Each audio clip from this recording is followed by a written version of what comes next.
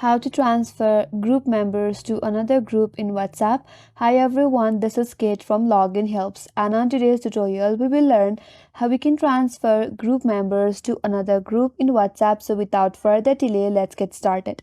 First of all, launch the WhatsApp application in your mobile device and make sure that the application is updated. Once you're here, now you have to open up the group where you want to transfer the members or another members to, and then tap on the group name at the top in order to get to the group info. Here, scroll down a bit and there you'll have an option that says invite via link. Tap on it. Now you have to copy the link for this group. Tap on copy link. So once you have copied the link, now you have to get to the another group. Open the another group chat where you want to transfer the members from. Tap on it. Now all you have to do is paste the link that you have copied recently and send it to this group.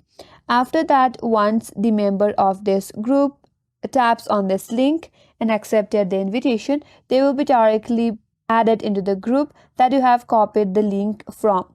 And that's how you can transfer the group member to another group in WhatsApp. And that's all for today's video.